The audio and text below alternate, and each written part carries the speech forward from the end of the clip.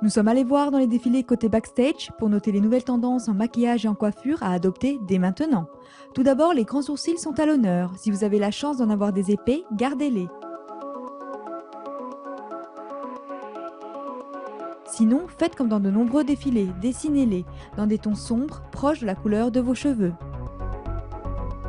Ensuite, l'eyeliner connaît un vif succès. Choisissez un crayon fin et permettez-vous quelques originalités. Ce qui a vraiment explosé cette saison, les fards à paupières de couleur vive. Fendi joue la sophistication, mais les traits s'ajoutent plutôt au-dessus de l'œil. N'ayez pas peur d'appliquer du vert ou du bleu vif.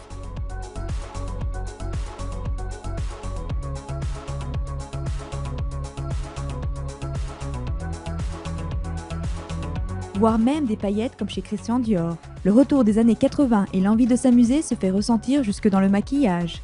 Autre possibilité, choisir les couleurs plus douces mais les mettre en bonne quantité, comme chez Chanel et son gris irisé ou encore chez Derek Lam. C'est vraiment tout en transparence, donc c'est très maquillé, mais il n'y a pas de ligne, il y a pas on ne sait pas où ça commence, on ne sait pas où ça s'arrête.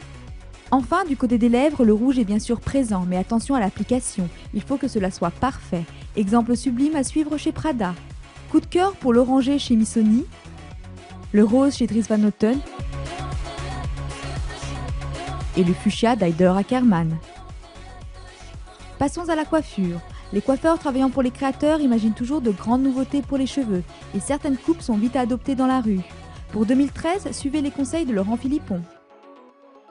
On plaque en fait les cheveux, on dessine une raie au milieu et on plaque les cheveux de chaque côté avec le spray de mode de Bumble Bumble pour la brillance et pour le maintien.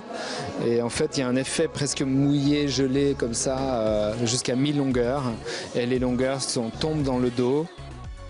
Donc reprenons, lissez et plaquez sur l'avant et lâchez sur l'arrière. S'il fait vraiment chaud, vous pouvez aussi garder le même principe mais opter pour une queue de cheval comme chez Alexander Wang. Autre aspect, sous-entendant moins de travail, la raie sur le côté et formant comme une mèche tombante ou une frange. Enfin, la créatrice Delfina Delettrez a osé, et notons qu'il reste encore quelques mèches roses et bleues qui peuvent être ajoutées. Mais nous vous conseillerons plutôt d'opter pour un accessoire comme le bandeau, en imprimé chez Dolce & Gabbana et en grand modèle chez Rochas.